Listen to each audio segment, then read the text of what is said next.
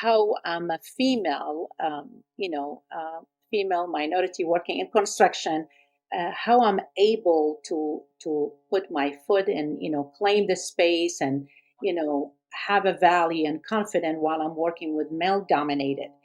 And I told her, I said, I don't see it that way. There is no war between men and women in construction. There is no war between man and woman. It should not be a war in technology between man and woman. There should be no bias. We have to kind of like advocate for each other's. We are a team. We complete each other's.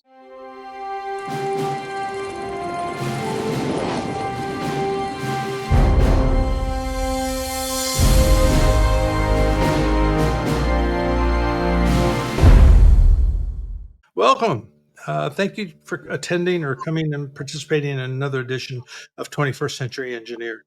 As you know, we've been holding these podcasts with the hope that we invigorate, educate, motivate, change agents in that group of individuals that are in the mid-career point and younger. Not that the old dinosaurs can't maybe benefit from listening in as well, but the idea is that we're trying to be impactful, trying to have a positive benefit for those who are working in the AEC environment in the 21st century, building that infrastructure, designing that infrastructure, planning that infrastructure that's going to be so critical to get us through this century and into the next. And so with that, we have an extremely important topic today. And I'm super proud that Sairan can be with us to have a conversation, um, because it is an important, it's a near and dear topic to me. And it has been for years, if not decades, in part because of the diversity of individuals I saw coming out of my academic programs and the diversity of individuals that I worked with in academic and, for that matter, even professional consulting environments. So, Saran, uh, I can't thank you enough for taking the time to be with us today, and I will thank you again and again for being willing to subject yourself to me and this process. Thank Would you like to introduce yourself? Thank you, Dr. True, for the introduction. I love it. It's always nice to touch base and have a conversation with another engineer and an engineering topic or professional topic in general. I took off today from work because I am having some other things to take care of with the family. But Oh, when I do podcasts, I prefer not to work at my day job because I want to be fully present and I want to give you my 100%. no, I just said I prefer not to work at my day job either, but that's have certain expectations. Yes, yes. So thank you for inviting me. And I'm just like you, full time, still engineer. I work for Transit Authority here in Washington, D.C.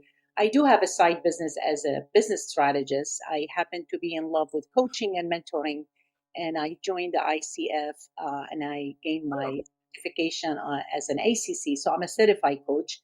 But I do also do a lot of mentoring at different platform. I mentor at George Washington University, which is my school. I mentor at Women in Technology. I mentor at Dress for Success. I mentor for Stand Beside Them for veterans, giving back to veterans. So I normally look for the impact, and you touch that word in the beginning at your introduction. We always are productive if we are still able to leave an impact. And I believe this is my purpose to still working. And I think that's the same purpose or reason that you're still working because we feel that our work are leaving an impact and we're making a change. So if we are able to be a change agent, like you stated, that's mean very important to me. And having heard what you said and seen some of your other interviews, podcasts, what they're called today, it's why I'm so excited to have you here and sharing your perspective. Uh, the coaching piece I wasn't aware of, that recent certification, and I applaud you for it and congratulate you. I've done mentoring for decades. We just didn't necessarily call it mentoring back then, but the idea of helping others reach their maximum potential to become the best version of themselves, I think has real value, and I think we're both dedicating ourselves to that mission.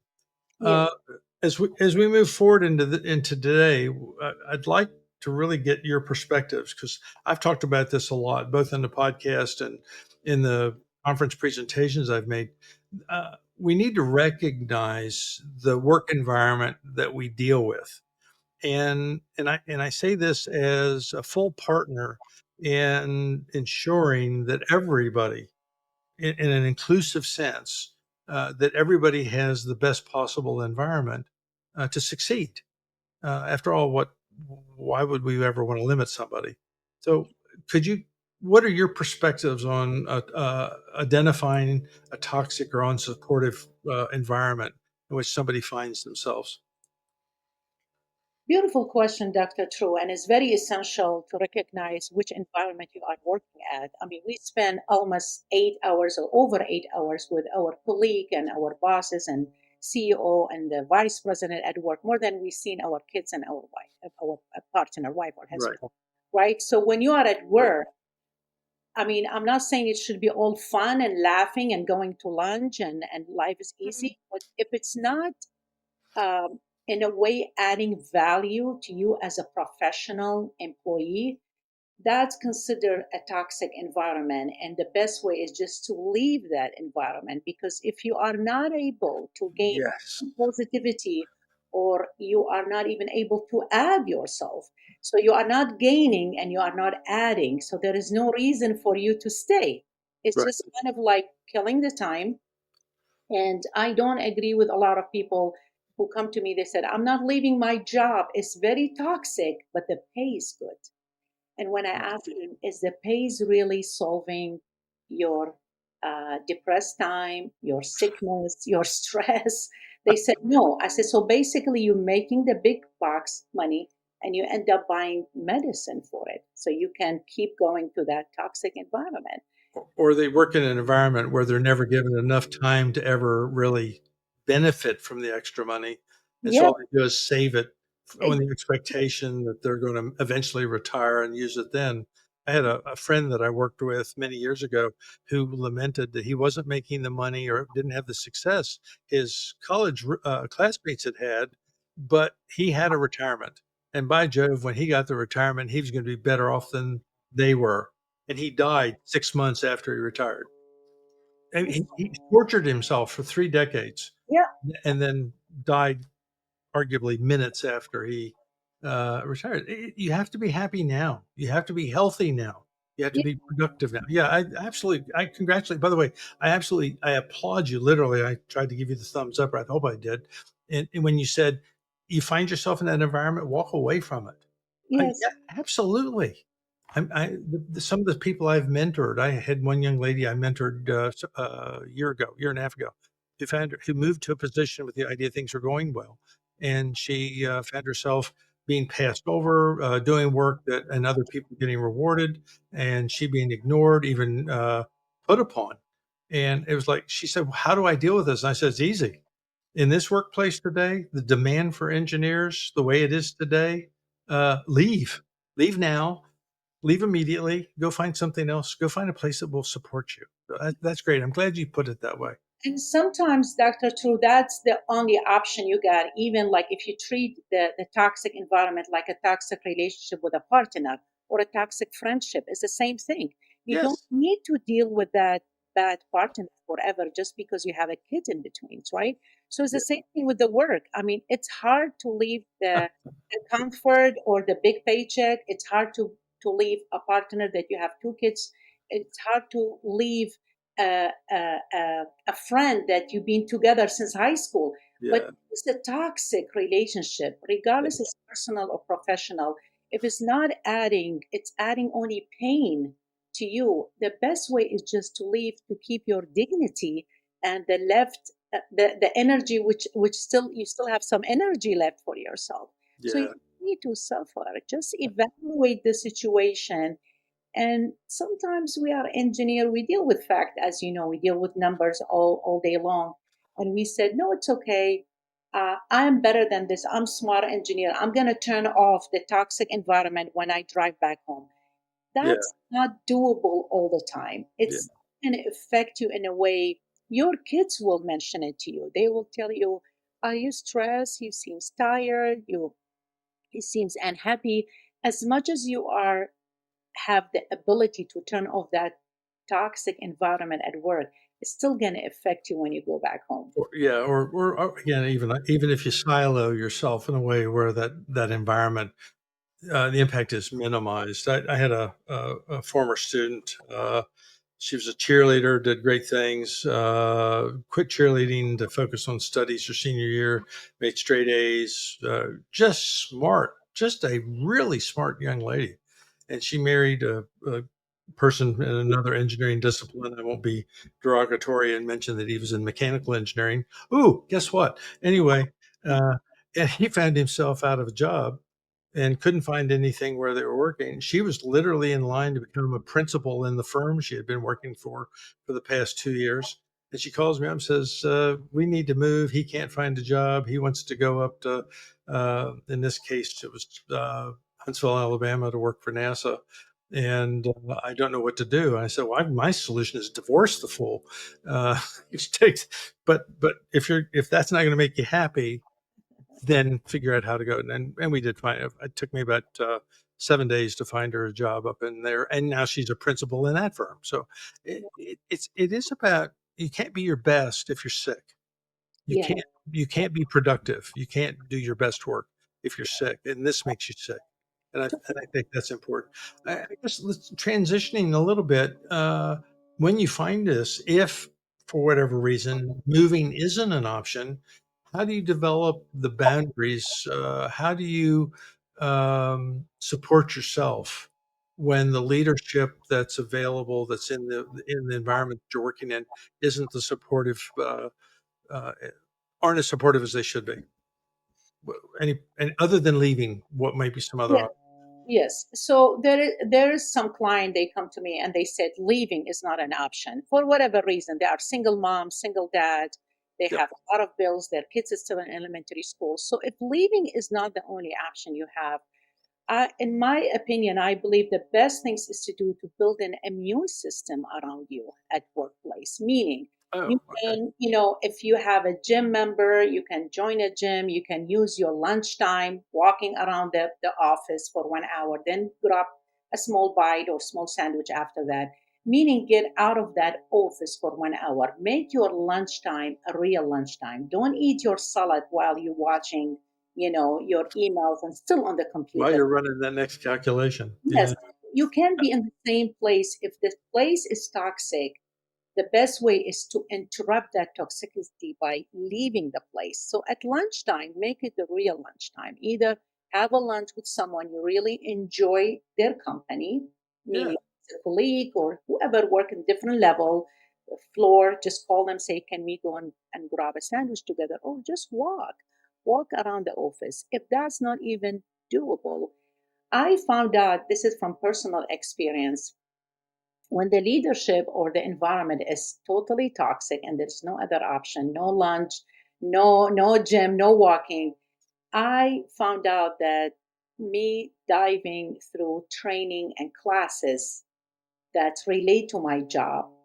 around self development, learning a new skills, training on something that you acquire or it was inspiring you for a long time, but you never had the chance. Get the approval.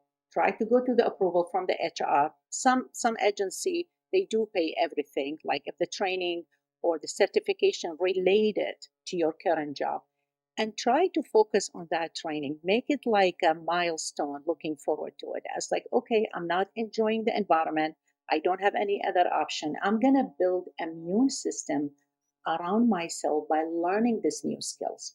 And when you learn that new skills, Dr. True, when you come back, everyone in the office will look at you differently because you add a value. Now you Yeah. have another weapon with you.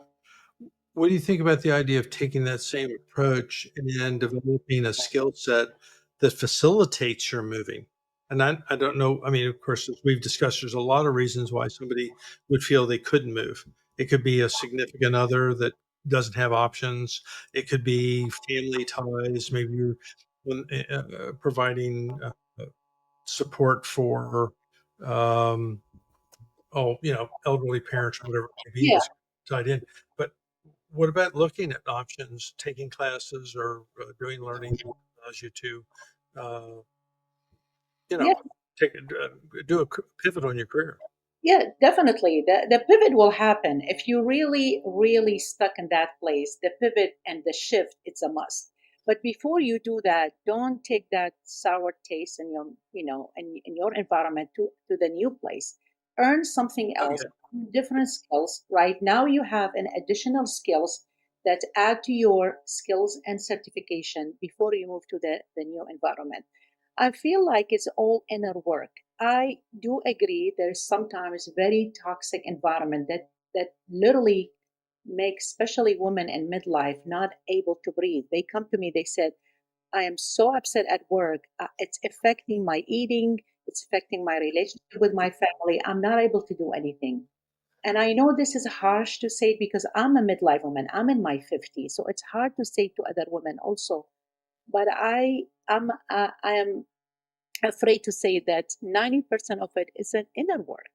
It's something that I need to do it before I blame the boss or blame the coworker or blame the environment or blame it's I know it's hard what I'm saying is going to upset a lot of women in my age, but unless you really really committed to change how you respond to those things still going to bother you.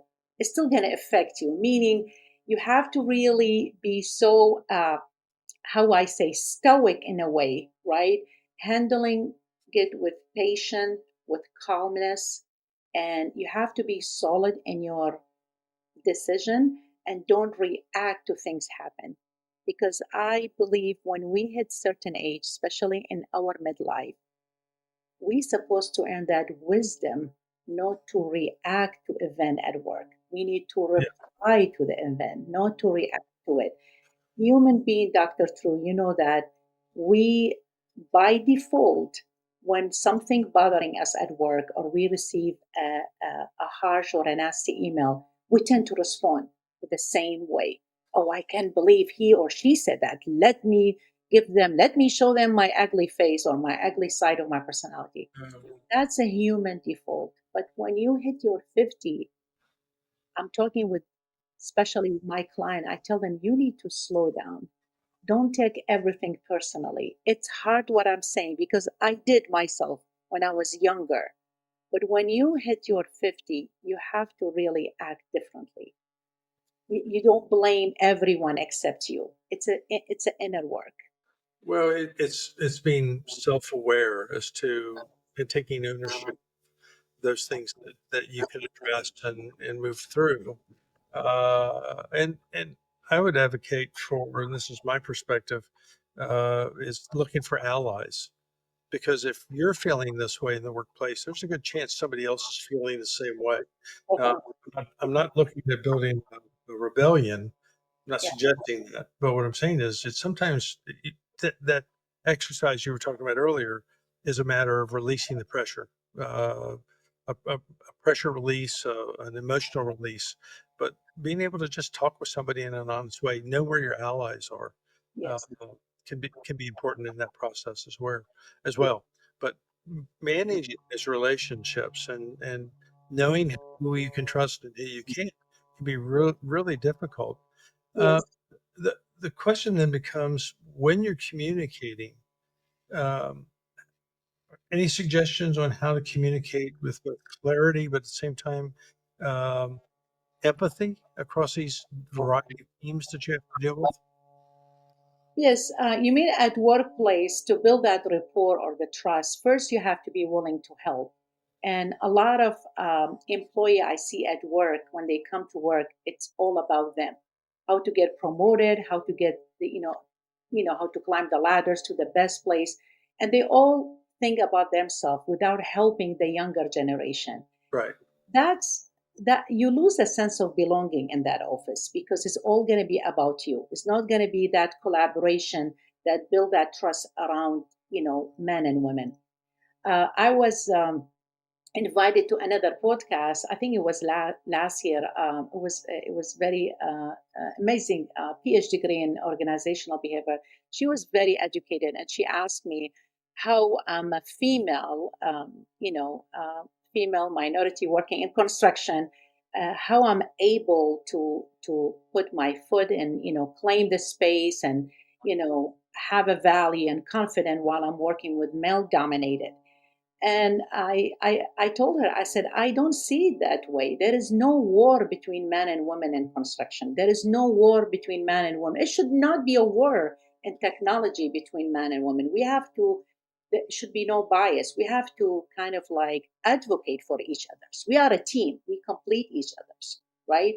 So Absolutely. we Yeah. should be dominated. And we overuse that dominated, male dominated. What does male dominated mean?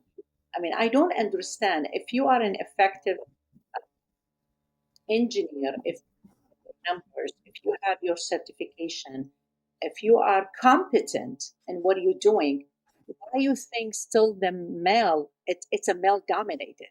You are capable to do everything they are doing.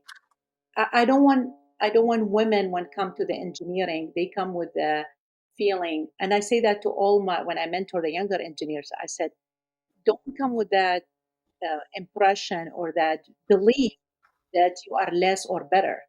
We are all the same. You are better if you are making more impact. Try to be competent in order to gain that confidence. It's come from competence. Yeah. I agree. And going back to what you said a second ago, and this is again, it doesn't take too many people unless you're listening to the audio and not seeing the video to understand that I'm an old white guy. And people look at me and with a bias or prejudice expect me to respond to conversations like this a certain way, which is completely wrong. That's not who I am. Um, but I find myself wanting to help, being wanting to be part of the solution, and being siloed, frozen out, ignored because of the fact that it's an issue that women are facing. Well, yeah, women are facing it, but so are racial minorities, and so are ethnic minorities, and by the way, some white guys face it too. And we all need to be working together to for the success of each of us. Of course, we need each other's Dr. True. And I have to admit, with the 30 years working in the United States as an engineer, I had the best male bosses. I mean, they were not bad because they were not women. They not feel me when I was pregnant and took maternity leave, and when my child was sick. Actually, they have the best, work ethic. They had the empathy. They understand my situation. They were father themselves. They know what's mean to raise a child. So you cannot come to the table assuming he's a white guy or a different, whatever, male, female. When you put those limitation in your narrative, you are already creating a fact. It's not even a fact, it's assumption, right? What Renee Brown said, she said, anything we bring from assumption, anything we bring without data is assumption. Yes. I don't have the data. If I come to this conversation and saying Dr. True is a white guy, he don't want me to succeed, I'm assuming. These are my assumption, which is fake, which is not true. If you have the fact, we are engineer, we know everything is numbers, right? One plus one. If it's not fact, I'm assuming it, and that's not right at workplace. Well, and that's why in little coarser terms, we've often said you make an ass out of yourself when you assume things. Yes, So yes, yes. I know you didn't want to say that, but I leave it to the old white guy to get away with that kind of stuff. But at the same time, I also acknowledge that there are a bunch of old white guys. I call them dinosaurs, and they're also not necessarily white, also not necessarily guys, and they're not necessarily old. Yeah, But they're people that have that old dinosaur mentality, as I have come to coin it, that just isn't very supportive. If you're communicating with individuals, and I've done this yeah, in a different context. But you're communicating with somebody, you think they're an honest broker in the conversation, and then all of a sudden something is said, and they reveal themselves as being something less than what you thought they were going to be. Uh, how do you manage those kinds of difficult conversations, those difficult situations that you may find yourself in, and still maintain your own personal health and integrity? And it's happened all the time during work, work days. You're not going to have a linear day with no problem, with no drama, with not a difficult, conversation with your colleague or your bosses or people in authority. What I try to do, Dr. True, is not to drag the issue for the rest of the day. If I have a difficult conversation with someone who's an authority in different department and they said something is inappropriate or they belittle or they said something is totally wrong, I try to explain my opinion in an ethical, respectful way.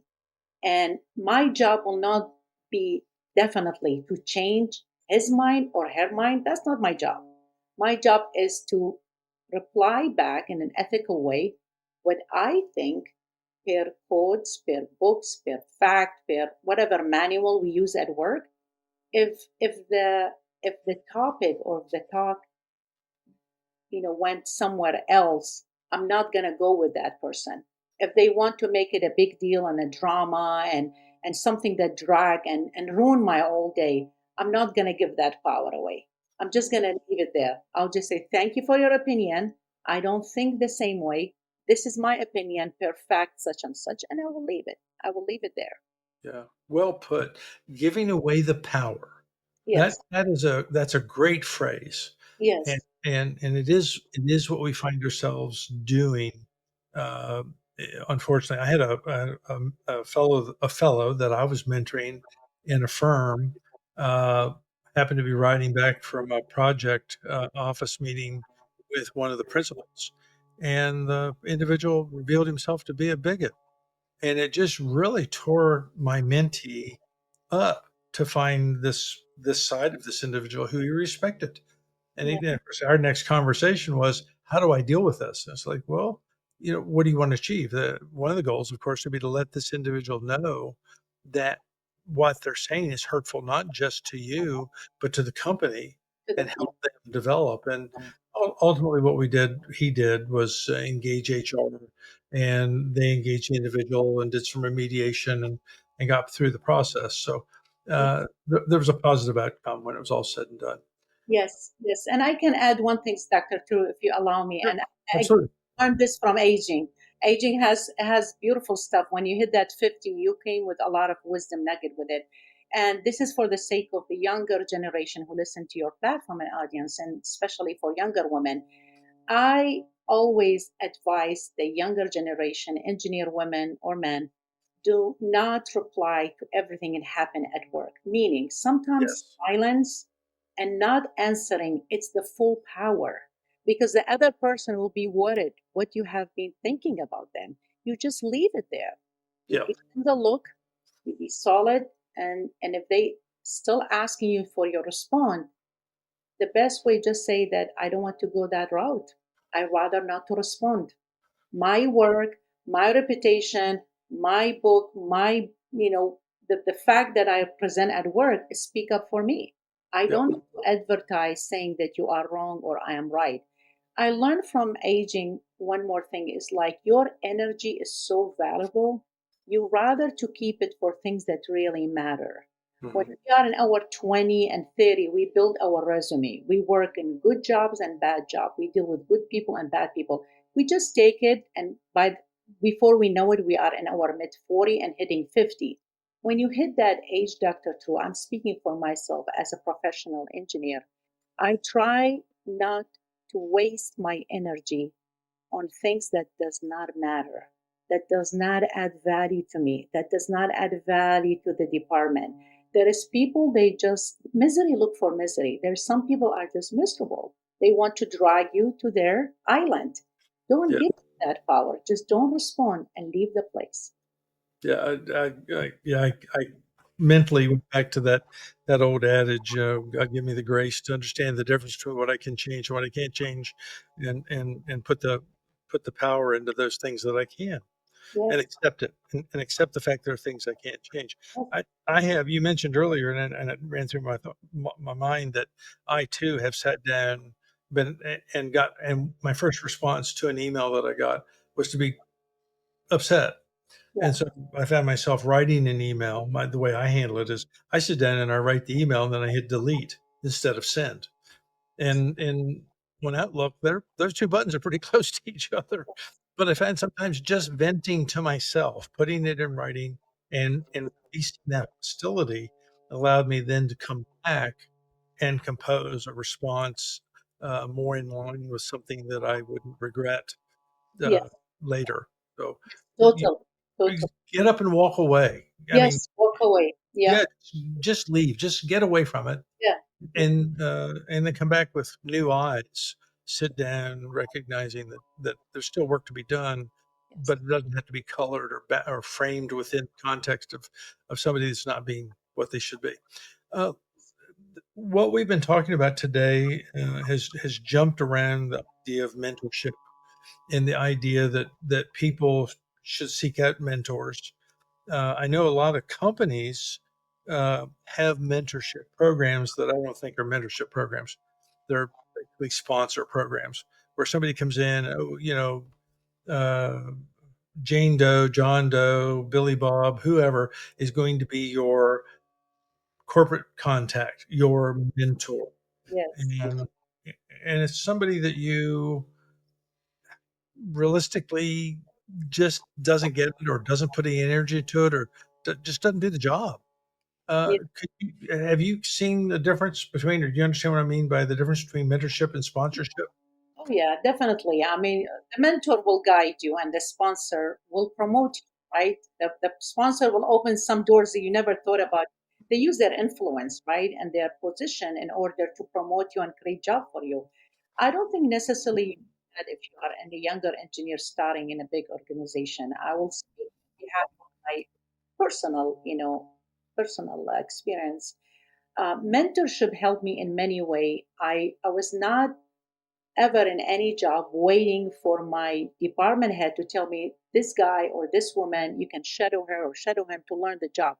I always pay for it. I pay for it outside because I was seeking the self development, not necessarily the engineering skills, not necessarily someone teach me how to earn my master or my PE or my PMP. I was seeking the mentorship to make me a better communicator, to make me a better team leader, right? So Right. my mentorship seeking was outside the organization, and I remember I read Robert Greene talk about it. They ask him what is the quicker way or to get the succeed or get the best version of yourself. He said not necessarily a quicker way, but one of the shortcut that Robert Greene mentioned is mentorship. He talked about how he has Ryan Holiday was working with him for a while, and now Ryan Holiday, one of the best author, who actually competing with Robert Greene and writing book. So mentorship is important. You just have to be careful who really mentoring you. It's like you said, are they are sponsoring you? Are they want you to be a copy of them and be their rally and just be their shadow and be with them in every event? Or they are really, really taking you to a better stage of yourself. They are building your confidence and they are giving you a positive feedback. So you have to be careful which one you really want to seek, which one you want to ask for. Yeah. I'll throw in another facet of that selection process and ask for your feedback. Something I've talked about on other podcasts is the idea of finding a mentor who isn't in the chain of command within your workplace. Yes. Specifically, somebody who isn't about to write a 3 month review, somebody that you can go to and expose basically the things you don't understand, or Yeah. maybe the things you don't like. What do you think about looking for mentors outside of the workplace, yet within the professional community that can provide you that support? Um, my personal, experience, none of my mentor were engineers. Oh, even better. Yeah. None of them were engineers. And the reason why, because like I said, I was always seeking mentorship in area not in engineering skills or platform. I was seeking mentors how to build a small business. I was seeking a mentor how to be a better coach. I seek a mentor how to be a better businesswoman or how to have a better communication skills or be a better speaker. So my mentor guide was never about engineering because I felt like I done like I'm in the stage now, I'm not building my resume anymore. Like Right. I'm thinking about, okay, I'm in my mid 50s, so now what's next for me? I should leave an impact. I should train more younger engineer to be a better effective engineer at the organization. So not necessarily my mentorship right now will be someone who will take me to a different level of engineering, because I don't believe that's something I'm seeking right now. Okay. Well, certainly at your point in the career, those that are listening, particularly those people that are younger than mid-career, uh, may have questions about how you design XYZ, or how do you apply a certain process, or how do you deal with a certain problem like we're talking about, finding somebody that'd be willing to guide them and help them and support them in a tough situation, tough environment, it's a non-supportive environment. Yes. So yeah, but that's great that you could find mentors outside of the profession. I would hope you could find, if you needed, which you apparently didn't, mentors inside the profession as well. Yes, and I have to admit to you why, because I seen in LinkedIn, I see a lot of people who have, high rank, their LinkedIn profiles look amazing. They have all the credential, they have the degree, they have the PhD degree with respect to your PhD degree. But when you come and communicate with them, they are lacking of communication skill. They are not effective. You cannot even consider them mentor or guide, because their title in LinkedIn it just shows their position. They're fancy. Some of the title is three rows. By the time you read their title, you forgot why you even communicating with a person, because their title is so long. Their credentials, right? You read all this abbreviation ACECF. I was like, what is this? Not Yeah. everyone who's not in engineering know what those abbreviations stand for. And contracts, people are young generation. They have a humble, simple Lincoln, profile, but they are very effective. They know how to communicate, they know how to build teams, they are very fun and joy to work with them. So you have to be careful who you're seeking guidance from. Um, LinkedIn page, you can have the best LinkedIn page, but that doesn't mean you're effective. Yeah. So how do you find those people? Referral, people who I trust, and the community. They tell me, because I'm with ICF, so there's a lot of coaches who are PCC and MCC, and so far I think the last mentor I had, he's a guy, he's a retired pilot, so has nothing to do with engineering. Well, I'm a retired pilot, but I'm, whatever. You can be my mentor too, I'm yeah. retired and a pilot, but I'm not retired. Well, whatever. Anyway, yeah, happy to. But anyway, go on. Yes, of course, of course. Yeah, as long you learn from them, it doesn't matter. It can be one topic. You can go to one mentor and just say, I have a business, I'm an engineer, but I'm afraid to be on stage. Can you mentor me around how to be more effective speaker, how to gain that confidence to be on stage, because I'm planning to do TED Talk. Yeah, So it can be any subject you want, not necessarily about you being a younger engineer and you want to be a manager in engineering. It's going to be any subject you want to seek. very good. Yeah. We at ASC, at ASC, American Society of Civil Engineers, we also focused on trying to develop a mentor-mentee relationship, uh, a formal system that is set up there. And if somebody wants to be a mentee or a mentor, you can go there and, if you're a member, and sign in and join in and get connected. The one thing that I advocated for was trying to develop a group where individuals, mentees, if you will, could come together and actually do more of what I would call peer mentoring, where you have person to person, not seniority, not necessarily age, but just individuals. You don't have to be at the end of your career to be a mentor.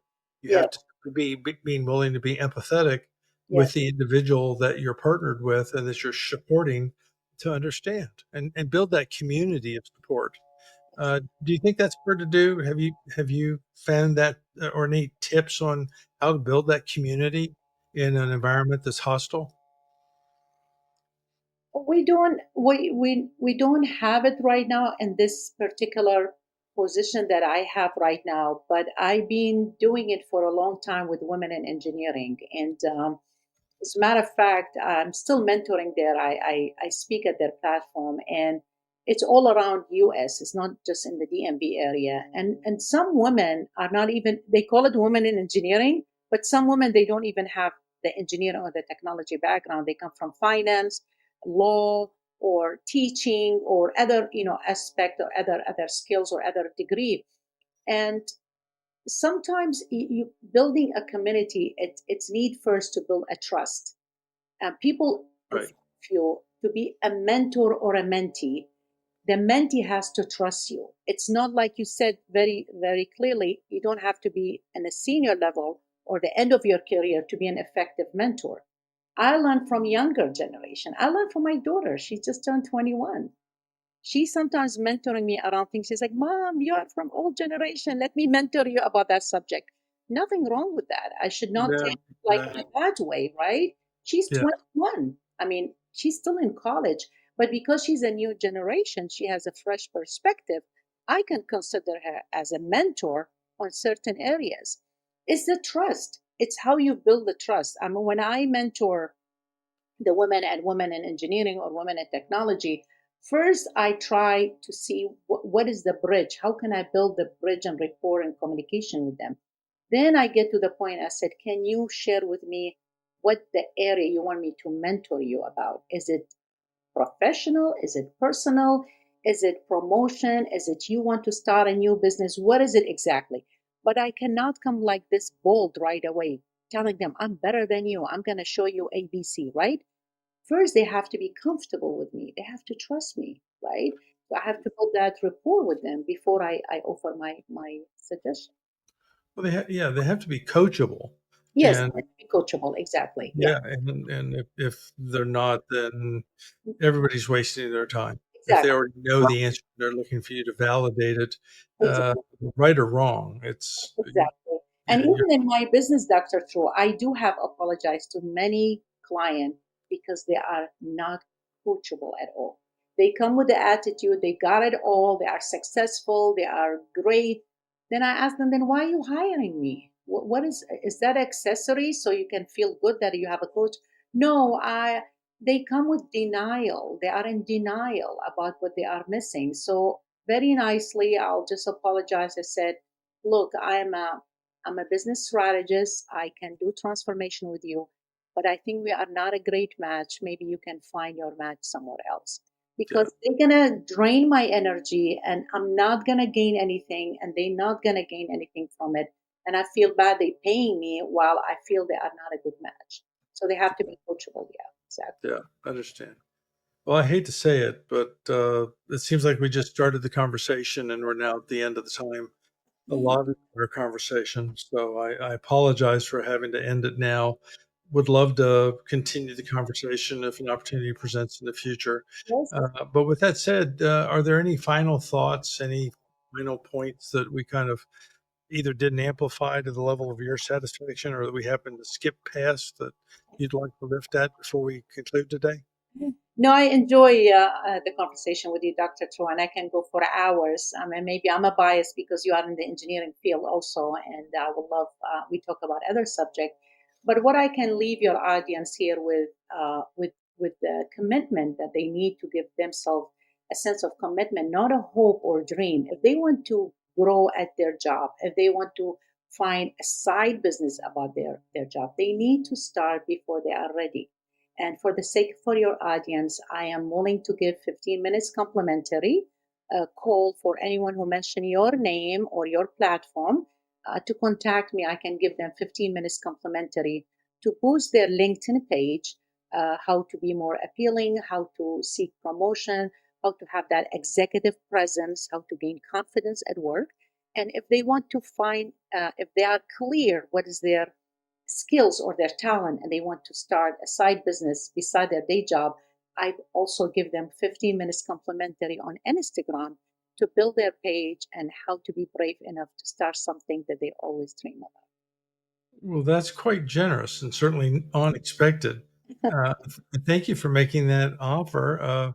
It's certainly consistent with the person you are.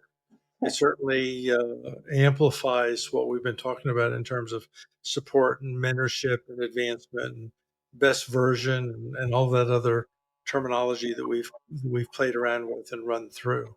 Again, I thank you sincerely with whole heart for taking the time to be with us and for that offer. That's tremendous. That's really good. Uh, it just really is. And to those that are listening, I'll also remind you that this episode would qualify for continuing professional development. And if you're interested in getting the documentation required for CPC requirements for your state, if you're licensed, more than happy to provide what might be needed. Do it all the time. So, with that, thanks everybody for joining us today. As I always say, I hope the time you've invested in listening to the conversation pays dividends to you now and future, whether it be professionally, technically, or if you will, just personally. Until next time, take care, be safe. Thanks for listening to the latest episode of the Infrastructure Network.